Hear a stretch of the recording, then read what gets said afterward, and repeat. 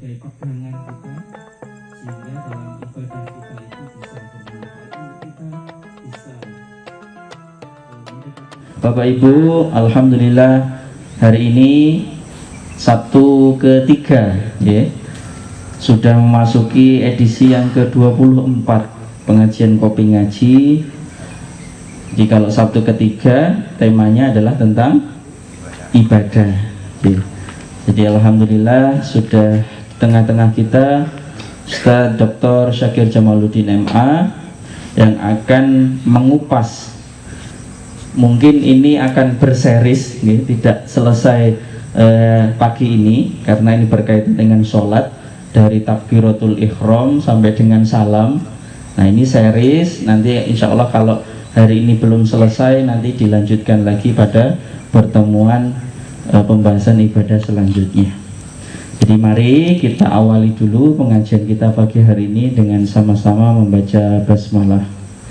Bismillahirrahmanirrahim. Pada beliau Ustaz Syakir, waktu dan tempat kami persilahkan. Alhamdulillah, salatu wassalamu ala rasulillah Nabiyina Muhammad wa ala alihi wa sahbihi wa man tabi'ahum bi ihsanin ila yaumiddin, amma ba'd. Setelah kita membahas tentang azan, kemudian iqamah, kemudian niat, saatnya kita memasuki pembahasan tentang sholat dari awal, ya.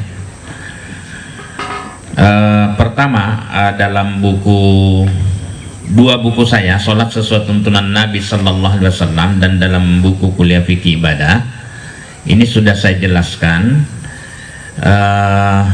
Setelah niat yang kita lakukan di dalam hati itu, syarat sholat itu adalah berdiri, ya, berdiri.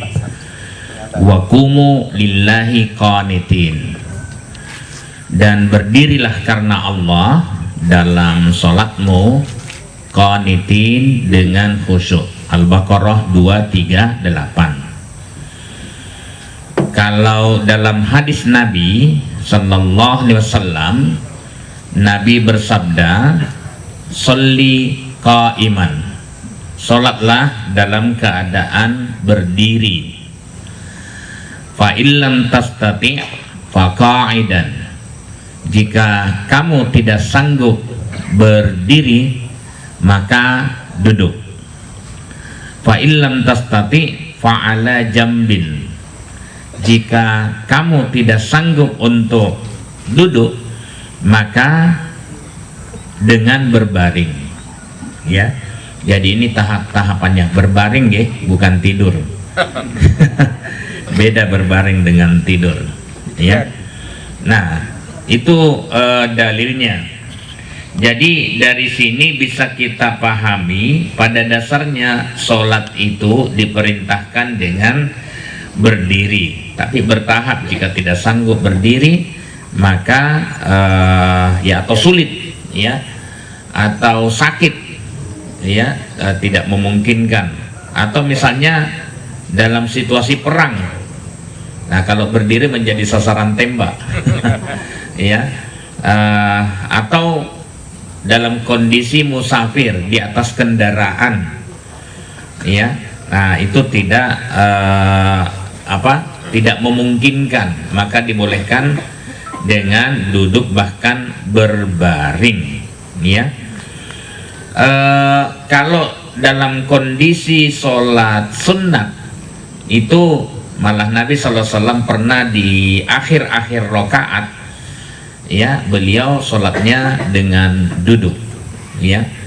Mungkin sudah kelelahan karena sholatnya Nabi Sallallahu Alaihi Wasallam itu dalam sebuah hadis, ya, berdirinya lama, kemudian sampai kakinya juga, ya, bengkak, nggak, itu saking lamanya. Itu karena Nabi Sallallahu Alaihi Wasallam sholatnya sendirian. Tapi kalau sholatnya berjamaah, beliau tidak panjang-panjangkan, kecuali kalau di belakangnya itu adalah memang kader, ya, kader. Karena pernah ada yang jajal, ya, bagaimana sih sholatnya Nabi Sallallahu Alaihi Wasallam, ya, pada saat dijajal itu ternyata Nabi SAW ya rakaat pertama aja Al-Baqarah gitu ya. Al-Baqarah bukan cuma comot 1-2 ayat tapi ya full gitu ya, masih kurang ditambah lagi Ali Imran masih tambah lagi ya siapa suruh jajal ya ini jajal ilmu ya. Nah, mungkin kita tidak usah aja sampai sebegitunya ya. Pertama ya iman kita tidak sekuat Nabi Sallallahu Alaihi Wasallam ya, kekuatan kita juga tidak sekuat Nabi, dan yang ketiga ini yang alasannya bacaan kita tidak panjang. Jadi gitu. Tapi kalau sakit, kemarin saya sempat ditanya, lah kalau sakit apakah pahalanya? Pahalanya itu kalau duduk itu separuh. Ya, dalam hadis Nabi SAW kalau duduk itu pahalanya separuh. Ya, duduk sambil udut, ya ento. Ngopi. Duduk aja, ya, tidak pakai udut, ya. Kemudian itu pahalanya separuh. Ya. Kemudian ada yang tanya saya pas di mana ya? Oh, di Madiun. Ya. Bagaimana kalau misalnya memang tidak memungkinkan karena sakit, ya, tidak memungkinkan berdiri, akhirnya dia harus duduk karena memang uzur. Ya, saya bacakan hadisnya. Idza maradal abdu aw safara kutiba lahu minal ajri misla ma kana ya'mal muqiman sahiha. Jadi kalau dia sakit, ada dalam kondisi safar, maka dicatatkan pahalanya sama dengan pahala orang yang mukim lagi sehat. Ya, itu hadis sahih Bukhari. Ya, nah itu kira-kira hadisnya. Jadi berdiri. Yang kedua bertakbir. Ya, bertakbir Allahu Akbar. Ya, itu yang kedua. Dasarnya adalah idza kumta ilas sholati fa asbigil wudu'a tummastaqbilil kiblah. Apabila kamu berdiri untuk sholat, maka sempurnakanlah dalam berwudu, kemudian menghadaplah ke arah kiblat, fakabbir, lalu bertakbirlah. Jadi ini menunjukkan bahwa sholat itu dimulai dengan takbiratul ihram. Kemarin setelah pembahasan sholat ada nggak? Oh ada.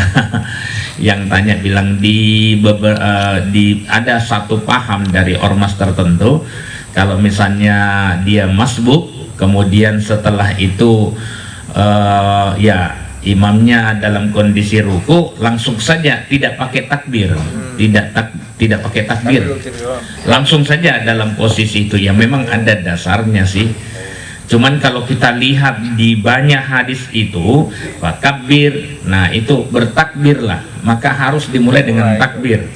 Idza kabbara rafa'a yadaihi hatta yuhadiya bihima udunaihi, apabila beliau bertakbir. Jadi semuanya diawali dengan takbir. Ada lagi iftatahat takbir bis shalah, beliau membuka sholatnya dengan takbir, ya.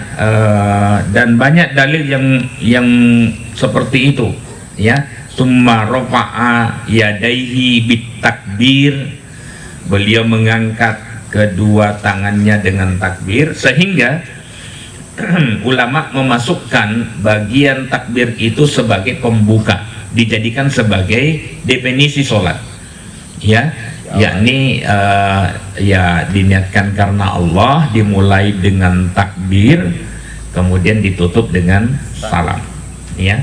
Nah, itu menjadi judul kita nanti, walaupun tidak semuanya tidak memungkinkan untuk hari ini kita bahas tuntas, ya. Nah, kemudian cara melakukan takbiratul ihram, ya.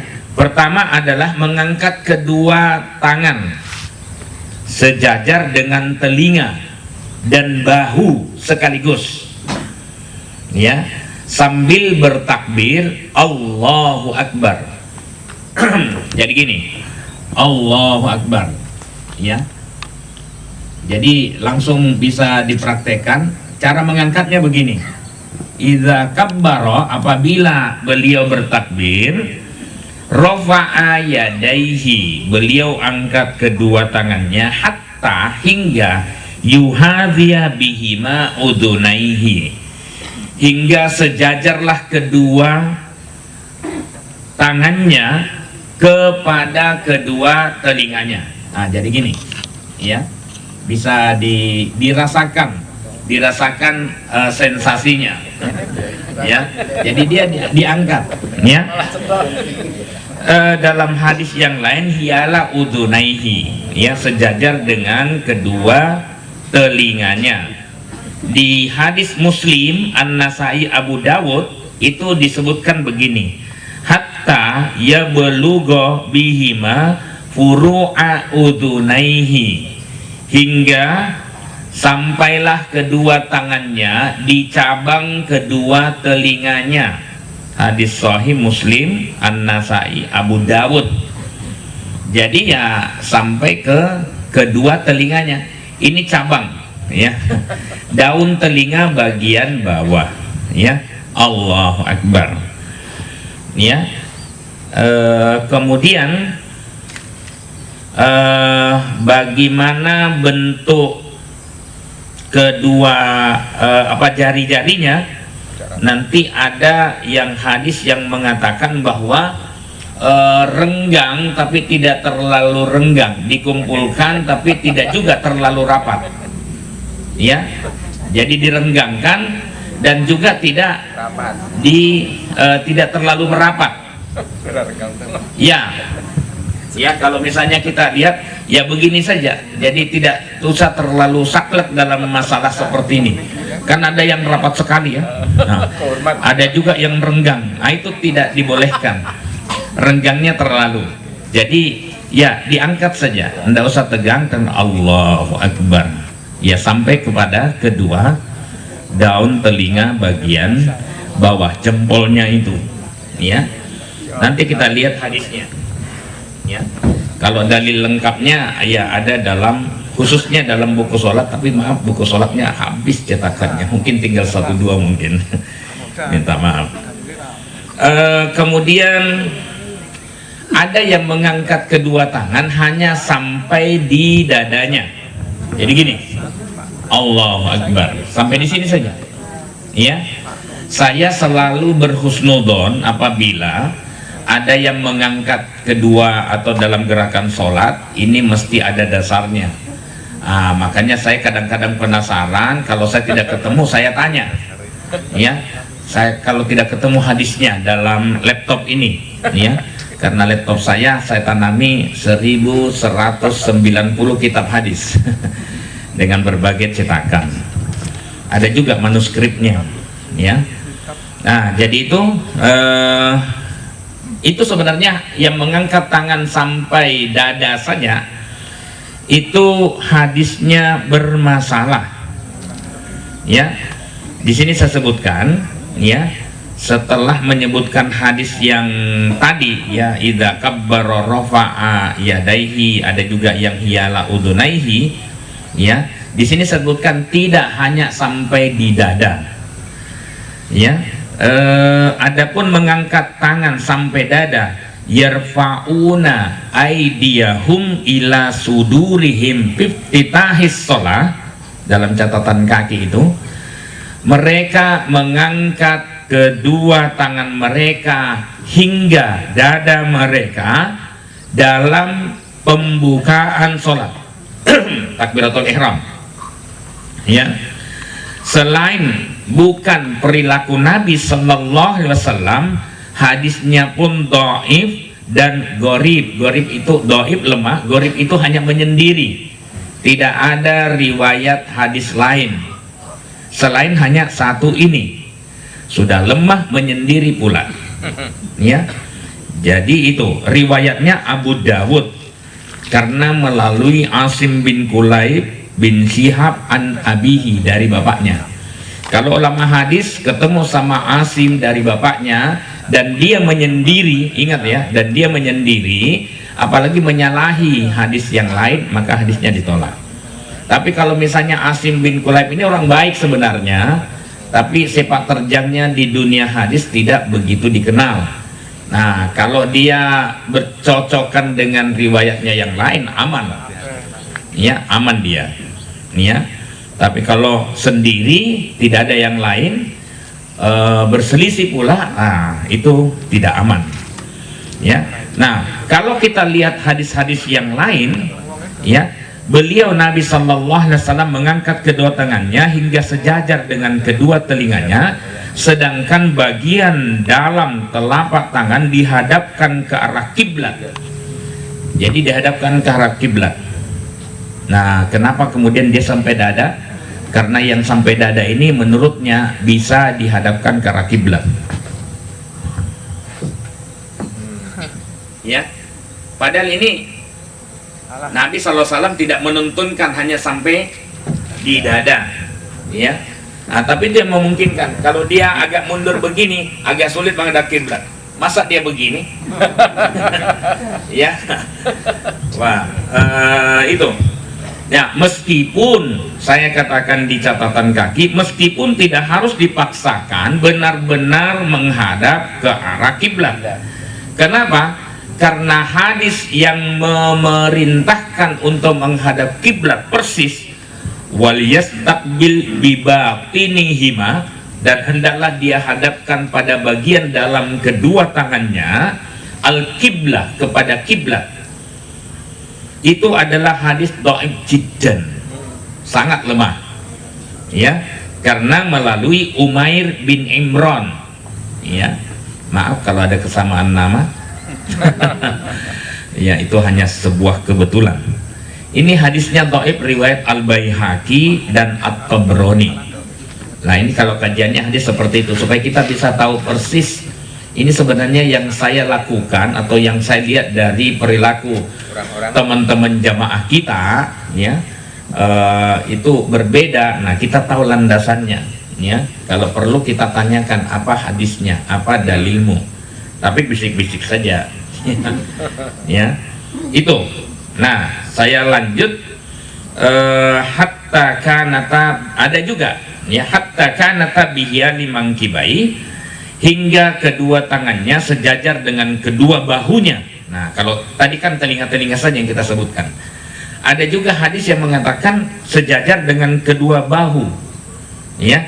Nah, ini yang hadis yang barusan saya sebutkan, itu hadisnya redaksinya Abu Dawud dari Wa'il bin Hujr, ya, hatta kanata biyani mangkibai, hingga kedua tangannya sejajar dengan bahunya. Nah, kalau kita praktekkan kan di sini, ya, bahu sejajar dengan bahu, ya, lencang kanan, nah itu kan kanan, sejajar, nah sejajar, ya.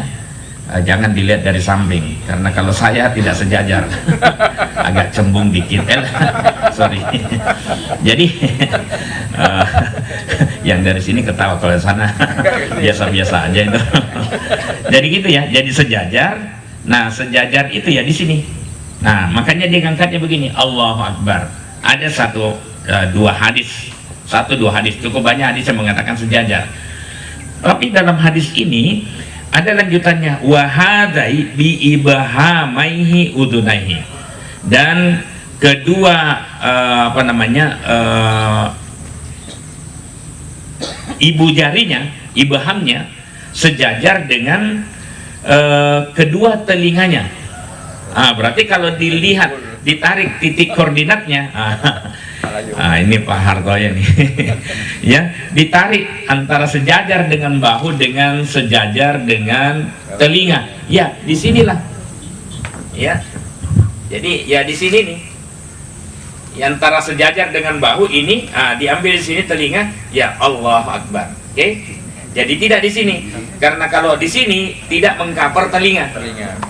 Ya, tapi kalau di sini, di atas sini, maka mengcover bahu. Dan karena memang begitu cara memandangnya sahabat, memang berbeda sudut pandangnya, berbeda cara melaporkannya, walaupun substansinya sama, semuanya benar, ya gitu kira-kira, ya. Dawud, Ibnu Umar itu kan tadi sahabat Wa'il bin Hujr, Ibnu Umar juga menceritakan bahwa Nabi sallallahu alaihi wasallam idza qama fis shalah rafa'a yadayhi hatta takuna hadwa mankibaihi. Ya, dia juga dari sudut bahu hingga apabila beliau berdiri dalam sholat beliau angkat kedua tangannya hingga sejajarlah keduanya hadwa mankibaihi dengan bahunya. Berarti dia lebih menekankan pada bahu. Tapi supaya semuanya hadisnya masuk, maka ya kira-kira kita bisa simpulkan sejajar antara bahu dengan telinga. Ya. Kemudian ada yang begini, dia angkat kedua tangannya dulu, ya. Allahu Akbar, diangkat dulu, Allahu Akbar. Jadi di atas ini baru takbir. Ada juga yang sambil begini, Allahu Akbar. Semuanya boleh, semuanya boleh, ya. Karena ada yang mengatakan summa kabbaro, setelah mengangkat kedua tangannya hingga bahunya kemudian bertakbir. Ada juga kabbaro summa rafa'a yadaihi, beliau bertakbir kemudian mengangkat kedua tangannya. Ya, semua hadisnya sahih. Ya, kalau dalam hadis Bukhari malah dia mengatakan kabbaro wa rafa'a yadaihi, beliau bertakbir dan ya mengangkat kedua tangannya. Ya, dalam redaksi yang lain hina, beliau bertakbir ketika mengangkat kedua tangannya. Berarti bersamaan saja. Di situ tidak usah diperdebatkan, semuanya tercover dengan hadis. Ya, nah itu dalam hadis misalnya muttafaqun alaih, iftatahat takbir fis shalah, beliau membuka sholatnya dengan takbir, farafa'a yadaihi hina yukabbir, lalu beliau mengangkat kedua tangannya ketika bertakbir. Nah itu bersamaan berarti hatta yaj'aluhuma hingga menjadilah kedua tangannya hadwa mankibaihi. Jadi hatta yaj'alahuma hadwa mankibaihi, sejajar dengan kedua ya bahunya. Wa idza kabbara lirruku', dan apabila beliau bertakbir untuk ruku', jadi sudah sejajar begitu, kemudian ada nanti sedekapnya itu, ya sedekapnya. Kalau dalam hadis ini tidak disebutkan, tapi kalau dalam hadis yang lain itu disebutkan, kanan nasu yu'maruna ayyadu ar-rajulu yadahul yumna ala dhira'ihil yusra fis shalah. Ya, dalam hadis Bukhari, orang-orang diperintahkan untuk meletakkan tangan kanannya di atas lengan kirinya dalam sholat. Berarti sedekap, ya. Nanti ada juga yang kita lihat nanti pada saat di Masjidil Haram itu ada yang tidak sedekap. Biasanya dia kelompoknya Malikiyah, sebagiannya itu dari Afrika, ya, karena dia menganggap ya dalil sedekap dia tidak temukan, atau sekali dia temukan kok ada yang lemah gitu, dia tinggalkan. Ya, tapi ini kan hadisnya Bukhari, diperintahkan untuk sedekap. Ya, apa hikmahnya? Mungkin supaya tidak main-main, tidak kesana kemari. Ya, gitu kira-kira. Nah, kemudian summa wada'a yadahul yumna 'alal yusra, kemudian beliau meletakkan tangan kanannya di atas tangan kirinya. Ada lagi dalam redaksi Wa'il yang lebih rinci, summa wada'a yadahul yumna 'ala kaffihil yusra warrusqi wassa'id. Ini sebenarnya hadisnya dhaif, tapi karena ada dukungan-dukungan dari yang lain, naik derajatnya menjadi hasan li ghairihi.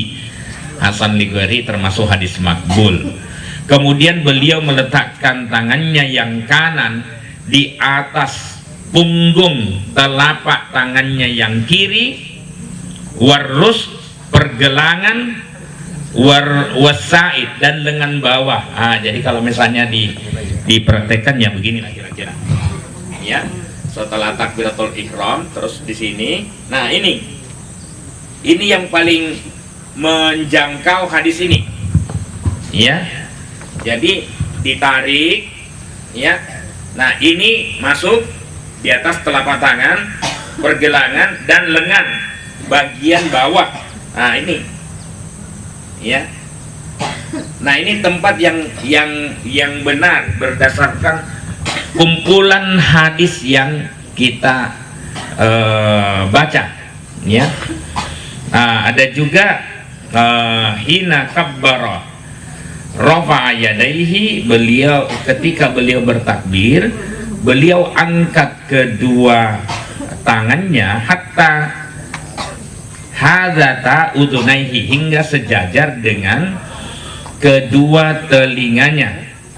Summa, kemudian doroba biyaminihi ala shimalihi, beliau letakkan tangan kanannya di atas tangan kirinya, ya. Wa amsakaha, ya. Kemudian beliau menggenggamnya. Ya, menggenggamnya. Ini hadisnya hasan riwayat Ibn Huzaimah, ya. Nah, hadis yang lain menyebutkan bahwa kedua tangan tersebut diletakkan di atas dada. Nah, ini di atas dada. Hal ini direwatkan bahwa saat Nabi Sallallahu Alaihi Wasallam bangkit menuju mihrab untuk sholat, summa rafa'a yadaihi bitakbir, beliau mengangkat kedua tangannya dengan takbir. Summa wada'a yaminahu ala yusrahu, beliau meletakkan tangan kanannya di atas tangan kirinya. Jadi dibayangkan aja, ya. Ya, ala soderihi, di atas dadanya, ya, di atas dadanya, ya. Mana dadamu, ini dadaku. Wah, itu gentle itu. Hadis hasan riwayat Al-Baihaqi dan At-Tabrani, ya. Ya, ada riwayat yang menuntunkan kedua tangan dikencangkan di atas dada, ya. Karena Rasulullah SAW yadau yadahul yumna ala yadihil yusra summa yasuddu bainahuma ala sodrihi wa huwa fis shalah. Jadi dikencangkan, digenggam, dikencangkan. Tapi redaksi ini sebenarnya sanadnya dhaif karena mursal, yakni ada Tawus bin Kaisan, seorang tabi'in, langsung menyandarkannya kepada Nabi Sallallahu Alaihi Wasallam. Tidak boleh. Jadi hadisnya namanya munqati itu. Ya, hadis mursal itu termasuk hadis munqati. Hadis yang tidak nyandar kepada Nabi, harusnya dari tabiin nyandar dulu ke sahabat.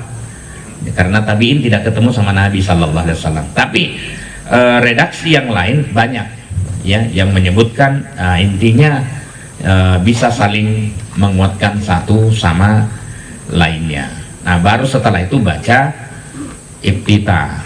Iftitah boleh Allahumma ba'id baini wa baina khatayaya kama ba'adta bainal masyriqi wal maghrib, dan seterusnya.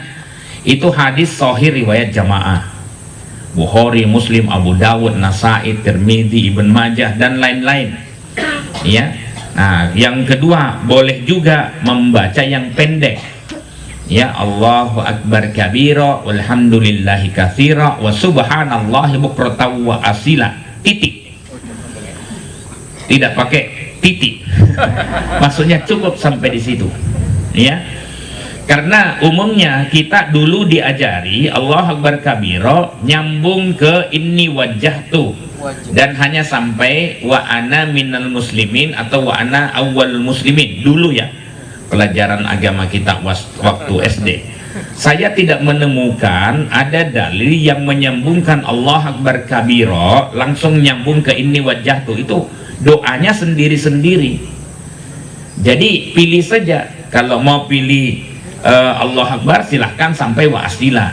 Nah, saya kadang membaca ini juga, lihat imamnya. Ya, kadang imamnya pendek sekali tuh bacaan iftitahnya. Ya, makanya saya bacanya ini, ya. Misalnya di Masjidil Haram, di Masjid Nabawi itu kayaknya memang yang dibaca ini, ya, karena pendek sekali, singkat sekali, ya. Nah, itu boleh. Dan ini sudah diakomodir oleh Tarji dalam himpunan putusan Tarji yang ketiga. Ya, walaupun dulu ada juga yang fatwa yang mempertanyakan mempertanyakan kok di buku saya kok 3 doa iftitah. Ya menurut manhaj Tarji Muhammadiyah asal ada dasarnya. Ya, Allahumma ba'id dasarnya kuat, ya. Rawahul jamaah, Allah Akbar kabiro juga dasarnya kuat, ya. Muslim, At-Tirmidzi, Nasai, Ahmad, ya. Wajah tu wajahiyah juga dasarnya kuat. Kalau mau yang komplit jangan hanya sampai wa ana minal muslimin, ya. Lanjut atau wa ana awwal muslimin, masih lanjut Allahumma antal malik la ilaha illa anta rabbi wa ana abduka zalamtu nafsi wa taraktu bidzambi, dan seterusnya, ya, panjang. Nah, kemudian sampai tabarakta wa ta'alaita astaghfiruka wa atubu ilaik. Ini sudah pernah kita bahas ya pada saat pengantar dulu, jadi saya tidak baca ulang. Untuk Al-Fatihah kita lanjutkan sampai Al-Fatihah. Untuk Al-Fatihah kemarin pada saat khutbah di daerah Sulawesi, imamnya luar biasa, sangat bagus, ya. Hafalannya hafid kayaknya, ya. Bacanya bagus. Kemudian setelah itu, tapi ada satu yang saya hanya menyampaikan teguran, ya, berdua. Saya bilang dia kebetulan baca Al-Fatihah ada yang diwasolkan. Nah, saya katakan untuk membaca Al-Fatihah Nabi SAW yuqatti'u qira'atahu ayatan-ayatan. Jadi beliau itu kalau membaca Al-Fatihah dia penggal ayat per ayat. Jadi tidak diwasolkan. Boleh nggak diwasolkan? Disambung gitu. Ya, satu nafas. ya boleh saja, ya. Kadang-kadang kita melihat ada qori yang membaca begitu. Tapi sebenarnya ketika dalam sholat yang disunnahkan itu adalah yang dipenggal, ya, dipenggal ayat per ayat, karena di situ ada doa, apa bukan doa, pemberkatan Allah kepada hambanya yang mengucapkan Al-Fatihah ayat per ayat, ya. Nah, itu kemudian, ya, bacaan basmalah bagaimana? Bacaan basmalah, yang penting basmalah itu masuk dibaca apakah sir atau jahar, boleh disirkan, boleh dijaharkan, ya, boleh disirkan dan boleh dijaharkan, boleh dibaca lirih, boleh dibaca jahar. Yang penting harus dibaca, tidak boleh ditinggal, ya, karena dia merupakan bagian ayat pertama dari Al-Fatihah, ya. Kalau ditinggal, itu tidak lengkap Al-Fatihahnya, hilang ayat pertamanya. Bismillahirrahmanirrahim itu merupakan ayat pertama.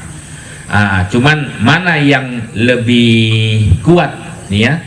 Ya, kalau Muhammadiyah mengatakan semuanya kuat, semuanya boleh, silahkan mau jahar mau ini, yang penting basmalah harus dibaca, ya. Jadi tidak ada masalah.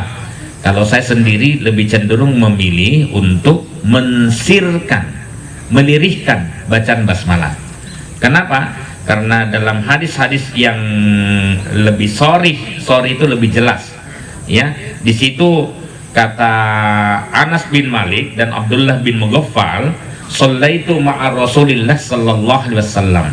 Saya sholat bersama Rasulullah sallallahu alaihi wasallam, wa Abi Bakrin dan Abu Bakar, wa Umar dan Umar, wa Utsman.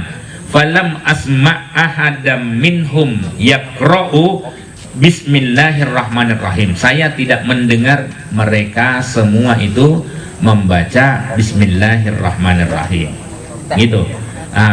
Maksudnya tidak mendengar itu bukan berarti imamnya tidak membaca loh, ya. Tidak mendengar artinya dibaca li gitu, ya. Kenapa? Sebagian riwayat menyebutkan falam yajharu, beliau tidak menjaharkan, mereka semua tidak menjaharkan, gitu, ya. Kanu la yajharuna bismillahirrahmanirrahim, mereka tidak mengeraskan bacaan bismillahnya. Jadi kalau misalnya takbir, bismillahirrahmanirrahim, alhamdulillahi rabbil alamin, ar-rahmanirrahim, gitu. ya. Jadi bismillahnya tetap dibaca, tetap terdengar tapi lirih gitu ya, tetap dibaca dan terdengar, karena mereka tidak menjaharkan, mereka berarti mendengar ya, mendengar tapi tidak jahar seperti jaharnya membaca ayat setelah ayat 1 alhamdulillahirrabbilalamin dan seterusnya ya. Setelah itu apabila imam sudah mengucapkan amin, maka fa'amminu idza ammanal imam, berarti jangan juga mendahului, bareng boleh tapi jangan mendahului. Apabila imam sudah mengatakan amin, maka ucapkanlah amin. Fa innahu mawafaqo ta'minuhu ta'minan malaika, sesungguhnya siapa yang bertepatan dengan pengaminannya malaikat, maka ghufirallahu ma taqaddama min dzambi, diampuni dosa-dosa sebelumnya. Nah, ini kira-kira pengantarnya. Ada waktu sekitar 7 menit untuk tanya jawab. Saya Ibu Rohati. Terkait dengan sholat jamaah ini, pada saat kita menjadi makmum sholat jamaah, pada saat imam membaca surat Al-Fatihah dan surat Al-Qur'annya, apakah jamaah itu satu mendengarkan, cukup mendengarkan sampai akhir, sampai akhirnya tidak membaca apa-apa?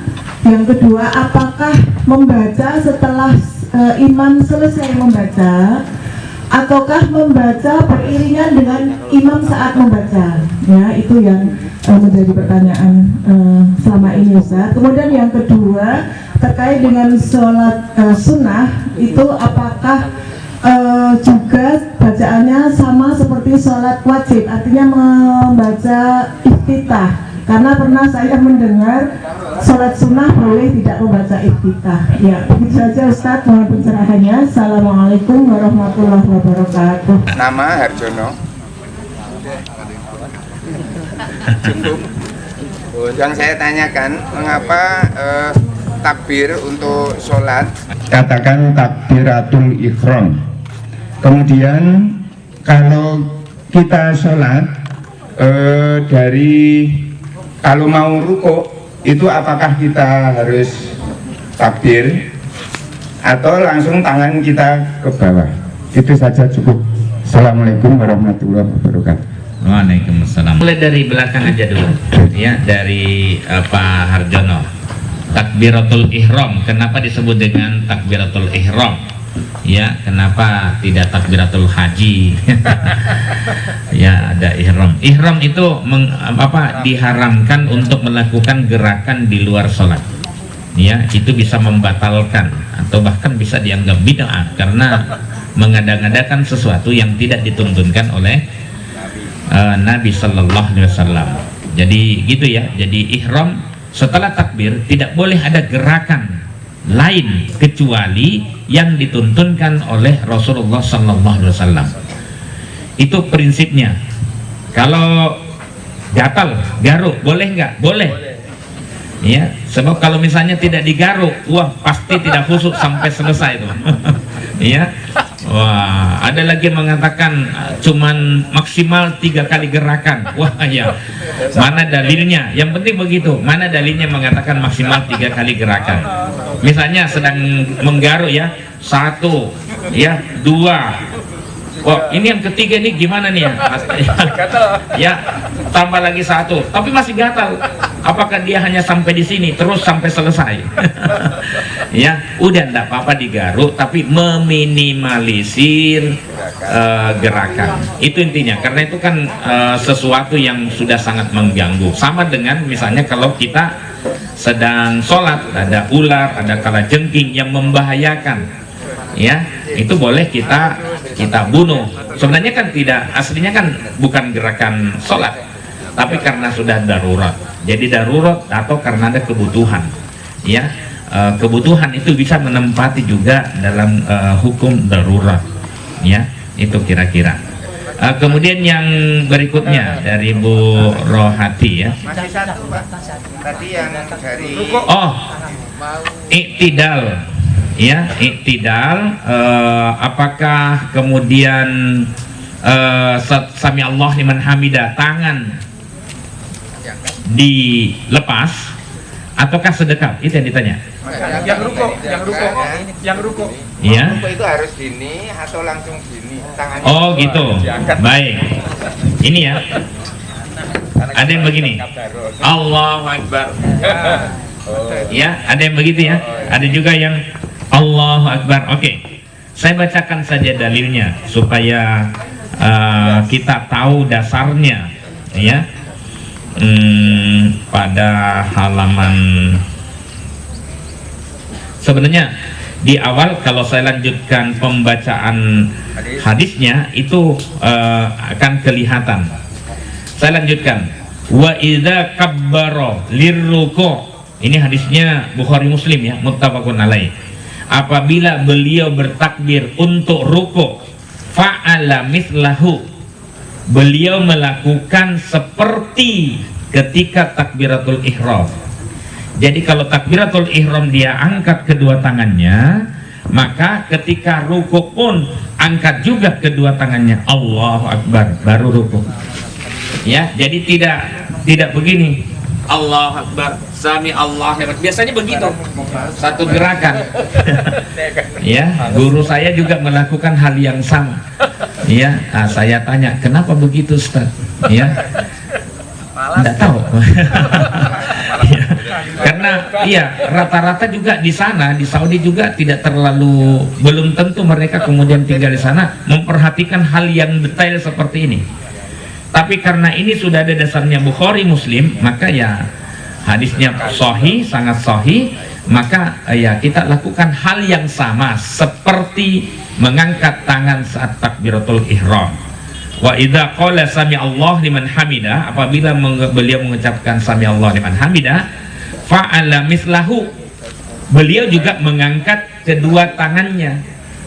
Ya, mengangkat seperti takbiratul ihram. Jadi kalau misalnya begini, sami Allah liman hamidah, angkat lagi.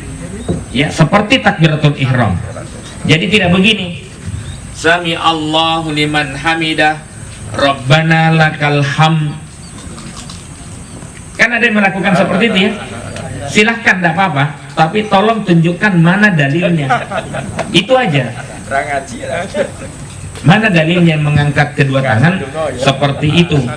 Ya, wala yaf'alu dzalika, dan beliau tidak melakukan hal itu hina yasjud, ketika menuju sujud, wala hina, dan tidak pula ketika yarfa'u ra'sahu minas sujud, beliau mengangkat kepalanya dari sujud. Jadi kita tahu ya, kapan kita mengangkat kedua tangan kita seperti takbiratul ihram, ya, dan kapan tidak. Ketika menuju sujud dan mengangkat kepala dari sujud itu tidak. Nanti akan ketemu hadis yang mengatakan bahwa beliau mengangkat kedua tangannya saat mengangkat kepalanya dari sujud. Nanti akan ketemu hadis itu. Jadi dia menceritakan sebaliknya, tetapi ada riwayat yang redaksinya wa idza rafa'a lis-sujud, apabila beliau mengangkat, apabila beliau bergerak menuju sujud, fa'ala misla dzalik, beliau melakukan angkat tangan seperti takbiratul ihram. Ini hadisnya ada kita temukan dalam Abu Dawud, Ahmad dari Abu Hurairah. Tapi hadis ini dhaif, ya, dhaif, lemah, ya, pada redaksi mengangkat kepala, syadz, dan bertolak belakang dengan lafal hadis sahih pada umumnya Bukhari Muslim itu. Jadi udah, kalau terjadi pertentangan begitu, nggak usah dihitung lagi. Bukan variatif. Kalau variatif, kalau sama-sama sahih, ya, tanawu namanya. Tapi kalau satunya dhaif, tinggalkan yang dhaif. Begitu caranya. Terus Bu Rohayati, tentang berjamaah, ya, di awal juga sebenarnya sudah pernah kita bahas membaca Al-Fatihah. Membaca Al-Fatihah itu wajib bila kita masih mendapatkan bacaan Al-Fatihah bersama imam. Ya, misalnya dalam sholat jahar atau dalam sholat dalam sholat bersuara sir, ya sir, itu kita wajib membaca Al-Fatihah. Ya, mungkin kita agak telat tapi kita masih sempat. Tapi karena imamnya membacanya sir, tidak terdengar, jadi ya kita baca saja Al-Fatihah. Tetapi kalau imamnya membaca Al-Fatihah pas yang bersuara jahar, maka ya kita mengikuti, tapi tidak boleh mendahului. Ya, mengikuti bacaan imam.